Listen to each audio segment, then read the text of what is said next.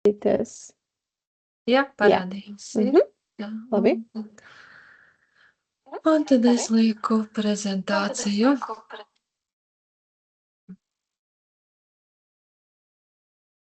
Tad labrīt visiem, kas šorīt ir pievienojušies mūsu tiešsaistes lekcijā par pirmo darba pieredzi.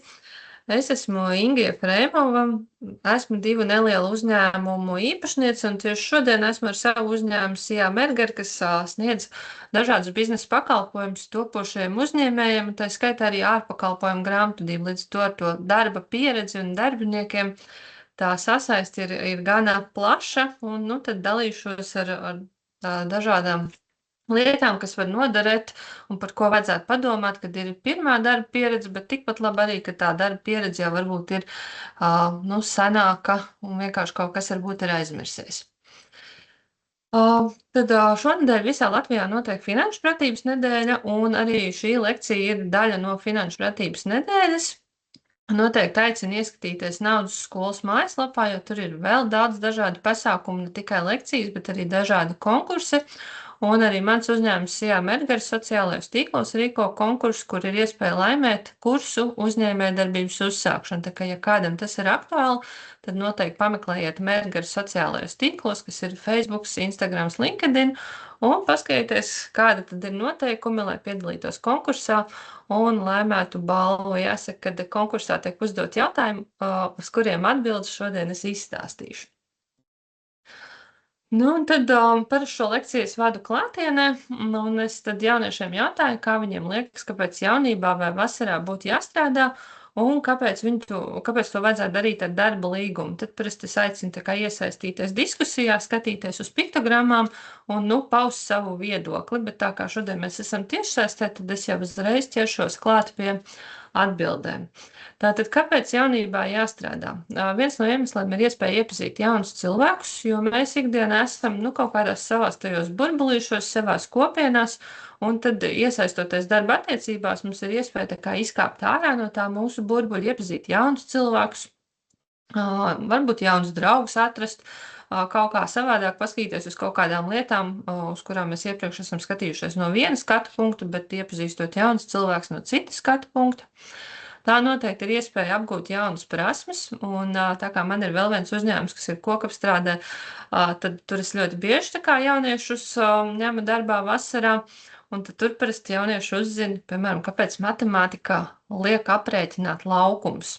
Jo mēs izgatavojam dažādas apdars materiālus, un tur ir svarīgi aprēķināt, piemēram, grīdas laukumu, sienas laukumu, un tad tas pierāda to iemeslu, kāpēc skolā ir jāmācās. Un tā ir arī citās profesijās, ka mēs varam uzzināt, kāpēc skolā mums kaut ko liek mācīties. Tā noteikti arī ir iespēja izpētīt sevis interesējošo profesiju, jo varbūt mēs reizē domājam, ka mums interesē, piemēram, tur IT joma, bet mēs īsti nezinām, kādas tur ir profesijas. Un tad tā ir iespēja, esot jau šādā uzņēmumā, kādā IT uzņēmumā, saprast, kādas tur ir profesijas un tad kurā virzienā vajadzētu iet.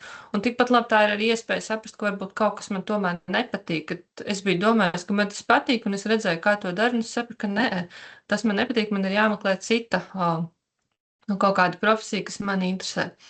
Un jauniešiem, protams, pirmais, kāpēc ir jāstrādā, jau īstenībā ir alga. Ja, es uzskaitīju pirmos 3 citus punktus, bet jauniešiem jau parasti tā ir iespēja saņemt algu un tādā veidā piepildīt kaut kādus savus sapņus, ko varbūt nevar ar kabatas naudu izdarīt.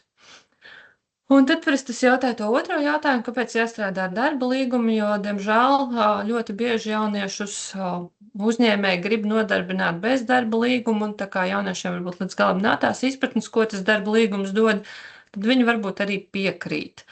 Bet tas svarīgākās lietas, kāpēc, manuprāt, tas darba līgums ir vajadzīgs un kāpēc jauniešiem vajadzētu uzstāt uz darba līgumu, ir tas, ka tā ir drošība. Un tā ir drošība gan situācijā, kad notiks nelaime un kāds nepateiks, ka es nezinu, kas tas tāds par cilvēku ir un ko viņš te dara, bet arī drošība saņemt algu. Jo, ja darba devējs ir negodīgs pret valsti, kāpēc lai viņš būtu godīgs pret mums? Tā kā noteikti, ka darba līgums tiešām ir drošība. Tad nākamais ir par nodokļiem. Parasti es jautāju, kāpēc jāmaksā nodokļi, nu, tad visbiežāk atbild ir, lai būtu pensija. Tad, kad es jauniešiem jautāju, vai jūs šobrīd domājat par pensiju, visi sāka smieties, jo būtībā, nu, visdrīzāk pensija ir kaut kur 40 gadu attālumā. Un, lai gan būtu par to jādomā šodien, nu, būsim godīgi, nedomājam. Bet nodokļi ir arī citas sociālās garantijas, kā piemēram bezdarbnieku pabalsts, slimības lapa, vecāku pabalsts, nu, ko es nevienam nenovēlu satikt savā dzīvē, tas ir invaliditātes pabalsts, bet, nu, arī tāds ir šajā te sociālajā garantijā. Un būtībā ļoti iespējams, ka tuvākajā 5-gadē var gadīties saslimt un ir vajadzība saņemt naudu tajā brīdī, kad nevar strādāt. Varbūt iespēja tuvākajā 5-gadē, ka kaut kādā brīdī tiek mainīts darbs un ir kaut kāds brīdis bez darba, un tad ir vajadzīgs finansējums, un tas ir bezdarbnieku pabalsts. Nu, un tad 10-gadē visdrīzāk jauniešiem varētu būt arī iespēja kļūt par vecākiem, un ir vairāk vecāku pabalsti, kas ir, un atkal ir svarīgi, kad ir maksā šo te nodokļu, šo pabalstu var saņemt. Nu, un tad visbeidzot, tā ir arī legāli pierādāma darba pieredze, ko ierakstīts CV. Šeit arī var padalīties ar piemēru. Man viena zināma jauniete vasarā nestrādāja un arī augstskolas laikā nestrādāja. Un viņa pabeidza augstskolu, nezināšu precīzi vecumu, bet tas varētu būt kādi 22, 23 gadi, un viņai nebija vispār nekādas darba pieredzes. Un viņa sāka meklēt savu pirmo darbu, un viņai bija ļoti grūti. Darba devēji negribēja viņu ņemt darbā, jo īsti nevarēja saprast, kāpēc tik ilgi nav strādājis, kāpēc nekad neko nav pamēģinājis. Nu, lūk, un tad arī, ja nav šī te legālā darba līguma, ierakstot CV nelegālu darba vietu, kurā, jā, jūs esat strādājis, jā, tā pieredze ir gūta, bet jaunais darbdevējs varētu zvanīt uz iepriekšējo vietu un jautāt, ko jūs zinat par šo darbinieku, kāds viņš bija, un visdrīzāk, ka viņš neatklās, ka jūs tur esat strādājis, jo viņš ir pārkāpis likumu, kas, nu, viņam draud arī ar kaut kādām soda sankcijām. Tā kā darba līgums tomēr ir svarīgs dažāda veida drošībai, nu, gan tagad, gan nākotnē, un, nu, lai pierādītu, ka tomēr jums ir arī kaut kāda pieredze. Un tad jau paskatīsimies, kā darba likumā tiek iedalīti, nu, tā kā potenciālie darbinieki, kas ir bērns, kas ir pusaudzis, un vēl no jaunatnes likuma paņēma arī, kas tad ir jaunietis. Tas jaunietis šajā kontekstā nav saistīts ar darba likumu, bet paskaidrošu arī, kāpēc es tomēr šo te iekļāvu. Tātad bērns ir persona, kur ir jaunāk par 15 gadiem, vai kura līdz 18 gadu vecumam vēl turpina mācības 9. klasē.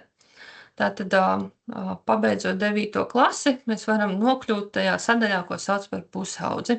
Un tad pusaudzis ir persona vecumā no 15 līdz 18 gadiem, kura jau šo 9. klasi ir pabeigusi. Savukārt jaunietis ir persona vecumā no 13 līdz 30 gadiem, un šis nebūs saistīts ar darba likumu, bet visdrīzāk ar Eiropas fondu projektiem. Un jūs gribēsiet, piemēram, ar Erasmus kaut kādā apmaiņas programmā iesaistīties, kur arī jums varētu būt kaut kāda finansiāla aplīdzība. Visdrīzāk, ka jums būs jābūt šajā vecuma posmā, lai jūs to varētu darīt.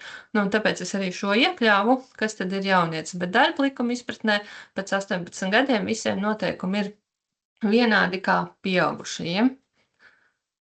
Tātad paskatīsimies, ko tad darba likums saka par bērnu nodarbināšanu. Tātad tiem, kuriem vēl nav 9. klase pabeigta. Bērni drīkst sākt strādāt no 13 gadu vecuma, un viņus drīkst nodarbināt dažādos vienkāršos darbiņos. Tas ir kaut kas saistīts ar lauksaimniecību, varbūt ar dārzkopību, varbūt ar mājsaimniecību vai tirdzniecību. Nu, tas varētu būt, piemēram, zāles pļaušana, dobļu ravēšana, varbūt veikalā kāda palīdzība pārdevēja, nu, tad tādi vienkārši darbiņi. Bērnus no 13 gadu vecuma drīkst nodarbināt tikai 4 stundas dienā, ilgāk nedrīkst, un tikai 20 stundas nedēļā. Līdz to tur sanāk, ka bērnus var nodarbināt tikai 5 dienas nedēļā. Nebūs vairāk iespēju. Savukārt, ja jau ir 15 gadi, bet vēl nav iegūt šī 9. klases izglītība, tad var nodarbināt līdz 7 stundām dienā un neilgāk kā 35 stundas nedēļā.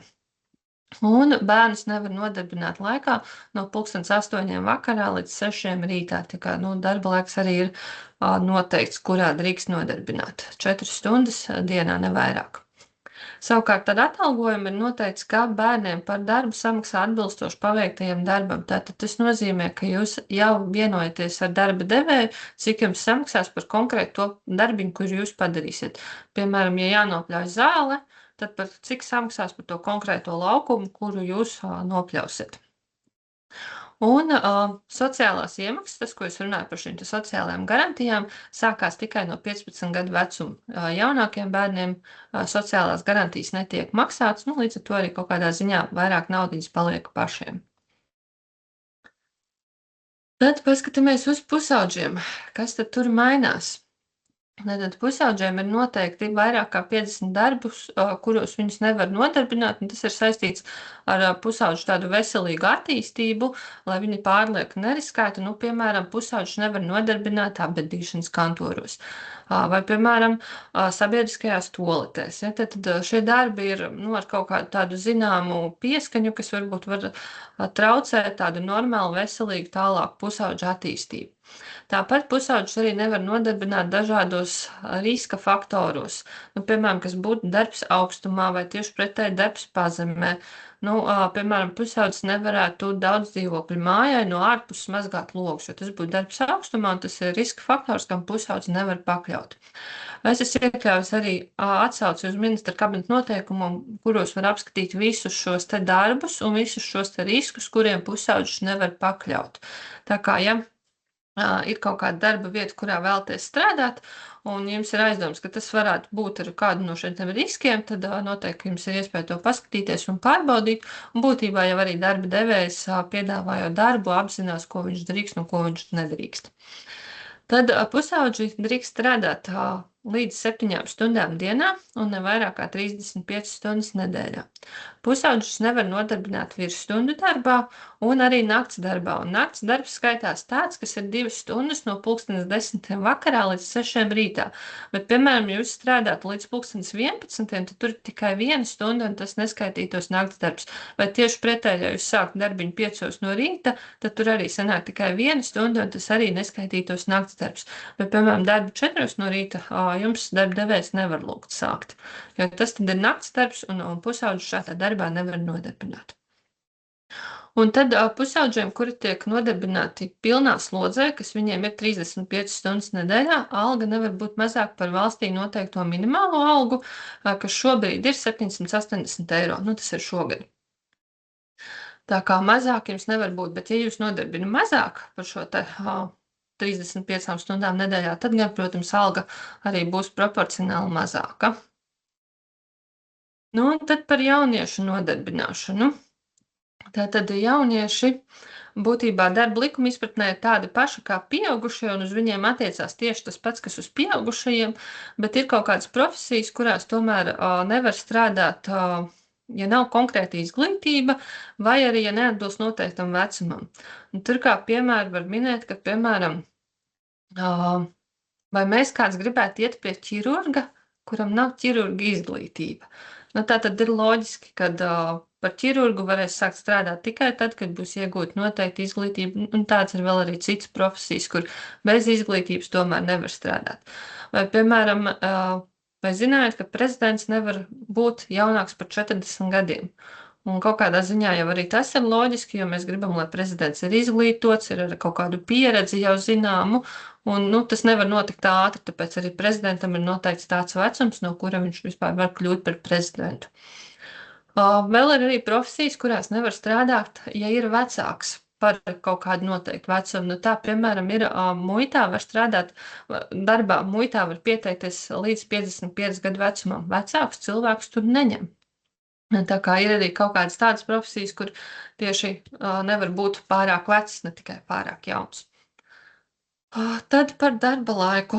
Tātad jaunieši tāpat kā pieaugušos var nodarbināt 8 stundas dienā un 40 stundas nedēļā. Un šeit jau vairs nav runa par konkrētām dienām, tās var būt arī vairākas dienas, kā 5 dienas nedēļā. Un tāpat tās arī, piemēram, Tas var būt arī virsstundas, kas būtu vairāk kā 8 stundas dienā, vai kādā dienā mazāk, kādā dienā vairāk, un tad, lai veidojās šīs 40 stundas nedēļā. Jaunieši var nodarbināt virsstundās, svētku dienās un naktsdarbā, un par visiem šiem te tā kā virsstundu, svētku dienu, naktsdarbu pienākās tā kā papildus samaksa. Un, ja tā kā mēs parasti ar jauniešiem par šo runājam, tad es saku, ja jums piedāvā spēlēt vasarā Jāņu balli, tad noteikti vajag ņemt, jo tur Jāņu ballē tās noteikti būs svētku dienas stundas un arī naktsdarbs. Un ja vēl paveicās, ka jūs jau savas normālās stundas nostrādājat, jums jāizvieto kolēģis vēl virsstundas, tad jums piemaksā 250% pie algas. Nu, tā kā, jā, Jāņa balva un otra ir jaungada balva, kur es vienmēr saku, ka šīs ir vislabākās darbdienas, kad strādāt, kamēr tu esi jauns, jo tur ir ļoti labi iespēja nopelnīt. Protams, ka var arī vecumdienās, bet tad jau izdomā, vai es gribu strādāt. Nu, tā kā, jā, pa nakti un tā, bet jaunībā to noteikti, ka var. Tad atalgojums strādājot pilnu slodzi nevar būt mazāks par minimālo darba algu, kā jau es teicu, tā ir 780 eiro. Un, jā, par piemaksām jau es jums izstāstīju. Tad vēl ir viena nianse, ar ko jaunieši ir kļuvuši foršāk par pieaugušajiem darba devēja acīs, un tās ir minimālās sociālās iemaksas. Jo, ja pieaugušais nestrādā pilnu slodzi, bet viņš strādā tikai vienā vietā un viņš nenopelna mēnesī šos 780 eiro, tad darba devējiem ir pienākums samaksāt nodokļus tomēr tā kā no tās minimālās algas. Un tādā veidā veidojot šiem te pieaugušajiem, sociālās tās garantijas minimālās algas vērtībā. Bet jauniešiem, kas mācās līdz 24 gadu vecumam, par viņiem nav pienākums darba devējiem piemaksāt šīs te minimālās sociālās iemaksas. Līdz ar to jaunieši ir daudz interesantāki tiem darba devējiem, kuriem vajag darbinieku uz nepilnu slodzi. Protams, ka jauniešiem jāņem vērā, ka tas nozīmē, ka arī viņu sociālā apdrošināšana ir atbilstoši tam, kā par viņiem ir samaksāt nodokļi, nevis par minimālo algu. Kāpēc likumdevējs ir izdarījis šādu te izņēmumu tieši par jauniešiem? Tāpēc, ka ļoti bieži jaunieši šajā vecuma posmā mācās, un būtībā šis attiecās tikai uz tiem arī jauniešiem, kuri mācās. Līdz ar to ir diezgan loģiski, ka viņiem varētu būt grūti nostrādāt pilnu slodzi, bet lai viņiem tomēr dot šo te iespēju strādāt, tad par viņiem nav jāmaksā minimālās iemaksas, un līdz ar to viņu darba devējiem ir interesantāki. Tā kā, jā, jaunieši, tas noteikti ir viens liels bonus, par ko jums teikt, ka ņemiet darbā mani, jā, man nav pieredzes, es viņu iegūšu, bet es jums esmu finansiāli izdevīgāks.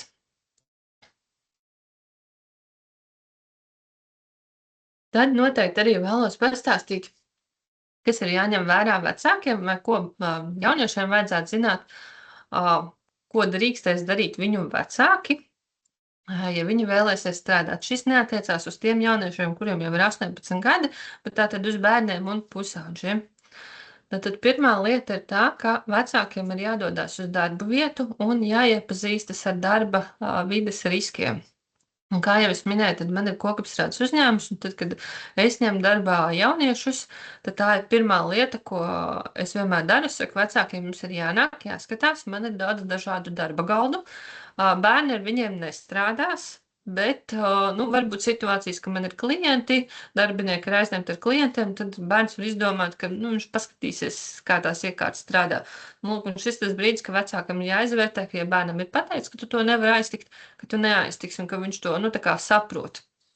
Tāpēc, jā, vecākiem ir jāiet uz darba vietām un jāskatās. Manā pieredzē ir bijuši vecāki, kuri saka, man nevajag, tas jau tikai papīrs.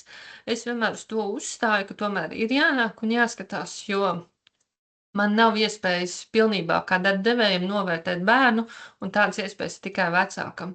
Un būtībā tā ir vecāka atbildība pasargāt savu bērnu no kaut kādām tālākām problēmām. Iespējams, ka biroja darbā tas varbūt nav tik svarīgi, tik nozīmīgi, bet tomēr ir labāk aiziet, paskatīties, saprast, kādi tur ir riski, arī iepazīties ar darba devēju, un būtībā tas jau neaizņem tik daudz laika. Tā ir viena reize aiziet, paskatīties un iedot rakstisku apliecinājumu, kad ar darba vietu vecāks ir iepazinies. Tad vecākam ir arī tiesības bērnu vietā slēgt darba līgumu un arī uzteikt darba līgumu. Un šis ir tas, ka tā kā diskusijās ar jauniešiem, viņi negrib, ka vecāki teiks, ka nē, nevar strādāt. Nu, diemžēl likums ir devis vecākam tādu tiesību bērnu vietā izlemt, vai viņš tur varēs turpināt strādāt. Un ja ne, tad arī vecāks ir tas, kurš uzraksta iesniegumu, saka, ka viss turpmāk bērns nestrādās šajā darba vietā. Un bērniem un pusaudžiem ir iespēja arī doties komandējumā, tad, ja vecāks rakstiski to atļauj. Un par komandējumu parasti uzreiz visi domā, ka tas ir kaut kur uz ārzemēm, bet patiesībā tas var būt arī uz attālāku kaimiņu pilsētu, kurā ir visu dienu bērns, nu, tā kā prom no mājām, prom no darba vietas, tad arī šādā situācijā vecākam ir jādod atļauja un darba devējiem ir jāprasa. Var teikt, ka manā pieredzē jaunieši ļoti priecājas, ka viņam ir iespēja doties komandējumos, kaut vai tikai uz kaimiņu pilsētu, jo tā ir tāda sajūta, ka doties ekskursijā kaut ko darīt, nu tāda cita darba pieredze. Tad vēl vecākiem labā ziņa, kas jau ir ļoti daudzus gadus, bet laiku pa laikam šo jautājumu vēl dzirdu. Vai vecāki var saglabāt nodokļu atvieglojumus par tiem bērniem, kuri strādā? Un jā, ja bērns mācās un vienlaikus arī vasarā strādā, bērnam ir līdz 19 gadiem, tātad jā, vecāks var saglabāt nodokļu atvieglojumus par šādiem bērniem. Un, nu, tas maciņā vidēji mēnesī ietaupa aptuveni 60 eiro.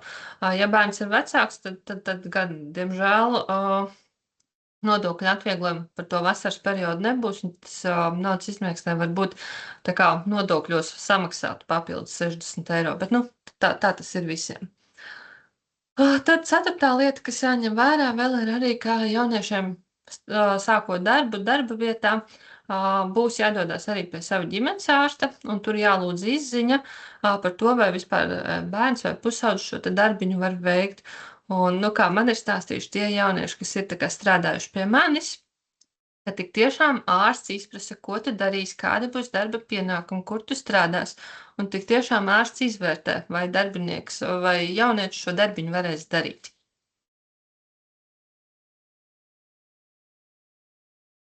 Un, kad mēs esam tikuši cauri darba tiesībām, tad noteikti vajadzētu parunāt par jau algu. Un sarunu par algu vēlos sākt ar algas nodokļu grāmatiņu.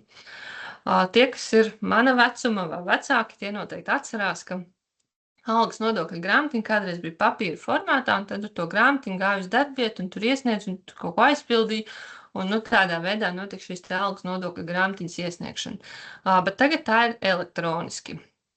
Un, nu, manā pieredzē ir bijušas situācijas, kad cilvēki domā, ka tā ir elektroniski, tad, kad darba devējs noziņo darbinieku, tad tur tā kā algas nodokļu grāmatiņā viss notiek automātiski. Bet tā, diemžēl, nav. Algas nodokļu grāmatiņa ir katra mūsu paša atbildība un mūsu paša izvēle, vai iesniegt vai to neiesniegt darba vietā, jo tās iesniegšana darba vietā nav obligāta. Tā ir mūsu izvēle, kas mums dod kaut kādas, nu, iespējas. Tātad algas nodokļu grāmatiņu mēs veidojam elektroniskajā deklarēšanas sistēmā. To var izdarīt arī jaunieši ar savu internetu banku, nav nekur jādodās. Tātad to paši var izdarīt. Šajā te algas nodokļu grāmatiņā mēs norādam galveno ienākumu gūšanas vietu. To var iesniegt tikai vienā darba vietā. Ja strādā vairākās, tad ir jāizvēlās, kurā iesniegt. Es iesaku iesniegt tajā, kur ir vislielākā alga. Un iesniedzot algas nodokļu grāmatiņu, mums tiek piemērots neapliekamais minimums, un, ja ir, tad arī citi atvieglojumi, nu, kas varētu būt, piemēram, invaliditāte vai apgādājumie, bet, nu, jauniešiem visbiežāk tas būs tikai neapliekamais minimums, kas šogad ir 550 eiro. Nu, un tad, ja tagad kāds saķēra galvu un tā kā pārdzīvoja, ka šito nebija izdarījis iepriekšējos gados, bet strādāts bija, tad labā ziņa ir tā, ka gada ienākuma deklarāciju sagatavojot, naudiņu var atgūt. Līdz ar to, ja jūs esat strādājis 23., 24. un 2025. gadā, bet par algas nodokļu grāmatiņu neko nezinājāt un to uzzinājāt tikai šodien, tad jums ir iespēja doties uz elektronisko deklarēšanas sistēmu, sagatavot gada ienākuma deklarāciju un naudiņu par šiem 3 gadiem atgūt. Ja? Tā kā nekas nav pazudis, un līdz ar to tā ir tā iespēja, ka es varu arī negribēt darba devējiem rādīt, kur ir mana darba vieta, neiesniegt šo grāmatiņu un pēc tam ar nākamā gada martu sagatavot gada ienākuma deklarāciju un pārmaksāt to nodokli atgūt. Tad parunāsim par to, kā rēķina algu, jo arī šeit es esmu dzirdējusi tādas dažādas jautājumus, varbūt neizpratni. Nu, tad būtībā algas aprēķins ir salīdzinoši vienkāršs. Tātad mēs noslēdzam darba līgumu, tur ir kaut kāda summa, kas ir tā mūsu darba alga, un no tās vispirms pilnīgi visiem darbiniekiem bez izņēmuma aprēķina valsts sociālās apdrošināšanas iemaksas, kas visbiežāk būs 10,5%. Tad, kad šīs iemaksas ir aprēķinātas, tad darba devējs skatās, kādi atvieglojumi darbiniekam pienākās. Bet viņš to var redzēt un tikai un vienīgi tad paskatīties, ja darbinieks ir iesniedzis algas nodokļu grāmatiņu.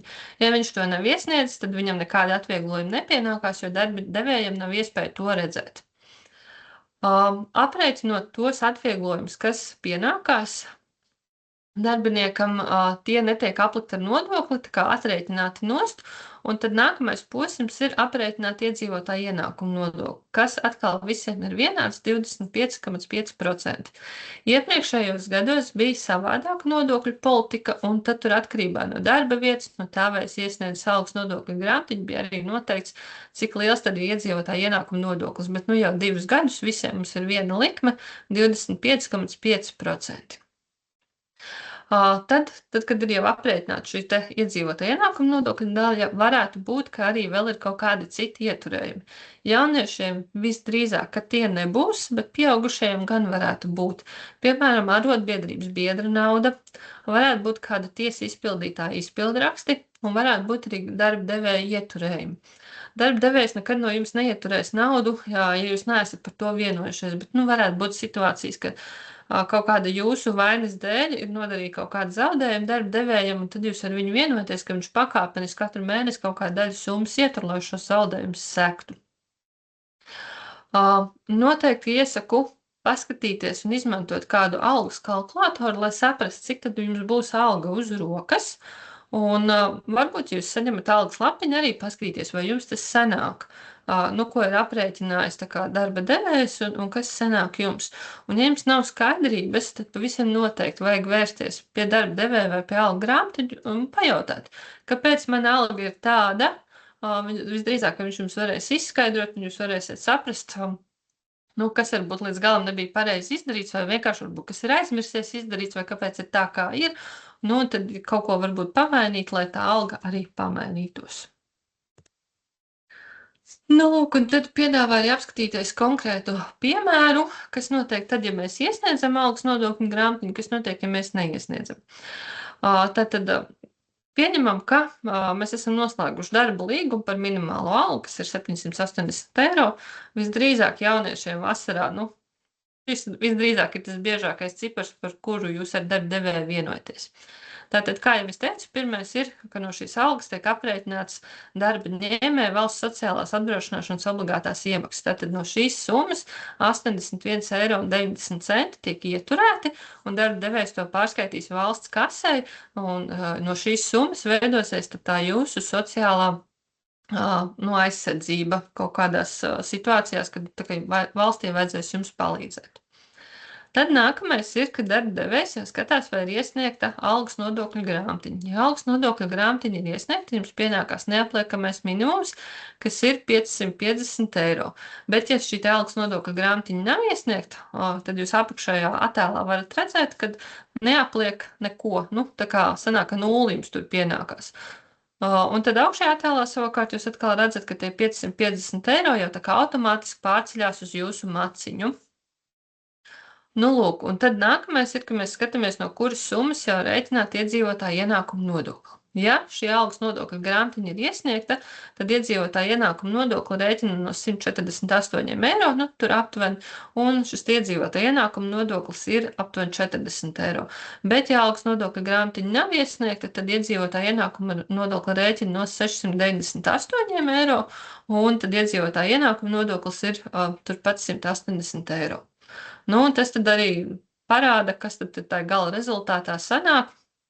Tātad, ja algas nodokļu grāmatiņa ir iesniegta, tad alga jums būs aptuveni 660 eiro.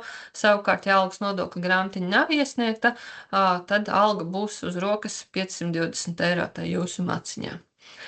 Bet tad arī, kā jau es teicu, nevajag krist panikā, ja iepriekš šo nezināju, un es esmu samaksājis lielo nodokli, sagatavojam gada ienākumu deklarāciju, un tad to starpību starp tiem aptuveni 40 eiro un 180 eiro atgūstam atpakaļ, un gada ienākumu deklarāciju var sniegt par 3 gadiem uz atpakaļ.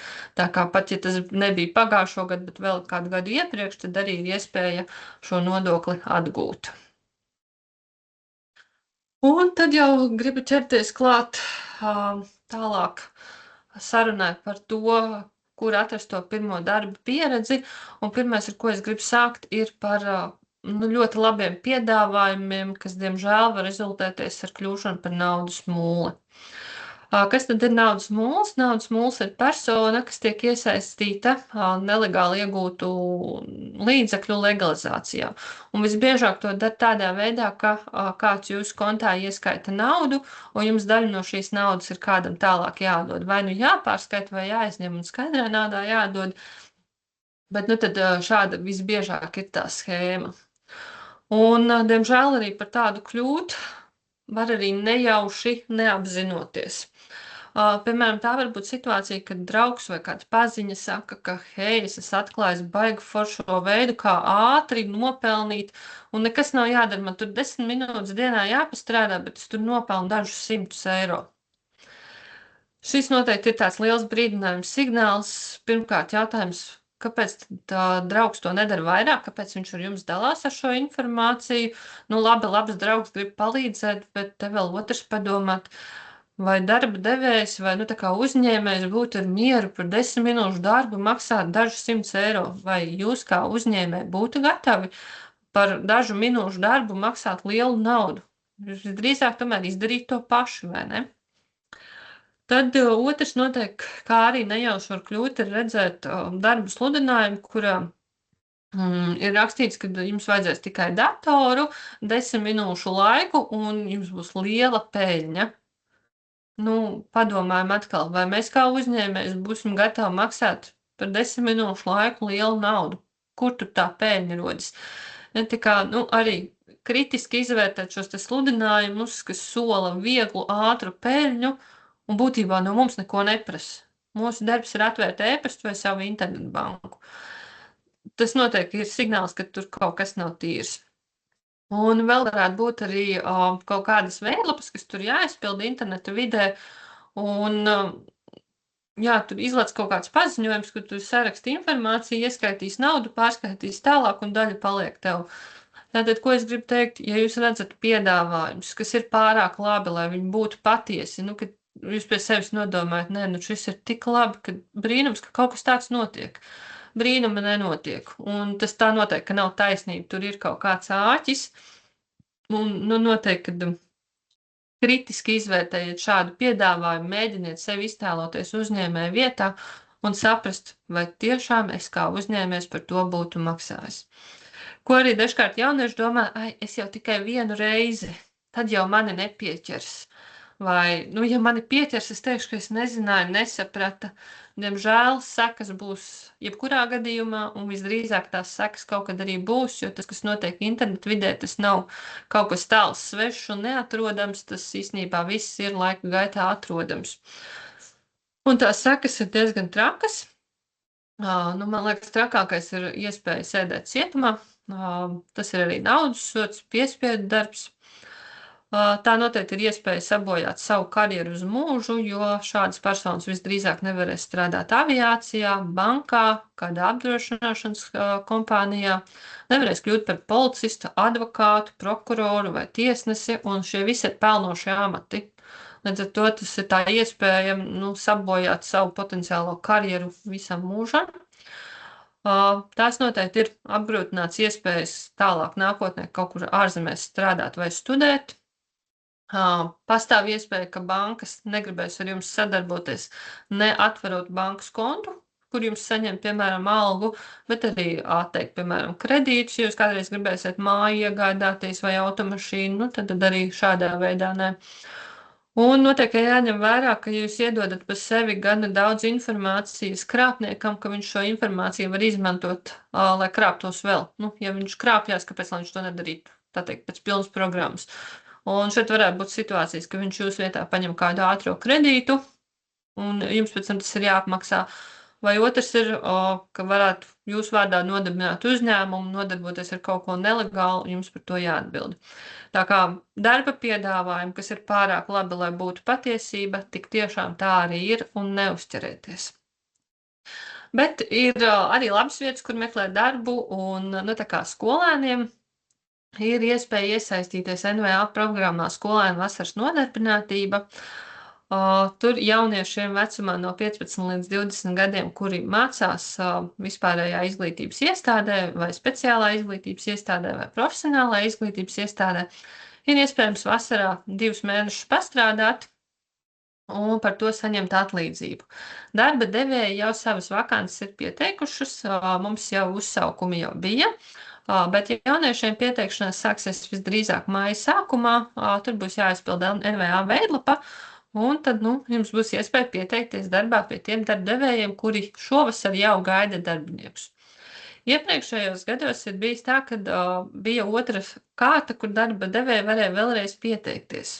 Tā kā, ja jūs nokavējat mājā šo te iespēju, tad, ja jūs dzirdat, ka atkal ir izsludināta darba devējiem šie te pieteikšanās, tad droši jūs varat iet jau sarunāt ar konkrētu darba devēju, ka jūs gribat šajā programmā pie viņa strādāt, un lai viņš piesaka šo te darba vietu, un jūs piesakaties atkal pie viņa strādāt, jo darba devējs var jau norādīt konkrētu darbinieku, ar kuru viņš sadarbosies, nu, ja šis te projekts tiks apstiprināts. Darba devējiem šī ir iespēja saņemt nelielu finansiālu atlīdzību, savukārt skolēniem, kas man patīk, viņiem ir nelaimes gadījuma apdrošināšana. Tā kā, lai gan, jā, mēs jau runājam, ka vecāki izvērtē tos darba riskus, nu, dzīvē jau gadās dažādi. Arī birojā var paklupt uz kājaslauķa, un, nu, tur var gadīties kaut kādas nelaimes, tā kā, jā, tā ir tā labā lieta, ka NVA ir iespēja saņemt arī šo te nelaimes gadījumu apdrošināšanu, tā visiem tiek automātiski piešķirt, tur pat nav nekas vairāk pašiem jādara. Nu, tad vēl meklējot, kuru vēl jaunieši varētu piedāvāt, tā kā tādas drošas iespējas, tad es arī redzēju, ka Seba banka ir izsludinājusi prakses programmu, bet tā ir domāta studentiem, un šī tā prakse ir apmaksāta, un pieteikšanās šai programmai notiek pašlaik, tā kā, ja jūs esat studenti, tad noteikti aicinu paskatīties, kādas ir tās iespējas, ko jūs varat bankā, kādas profesijas praksē paskatīties un tad izvērtēt, vai jums tās der vai neder.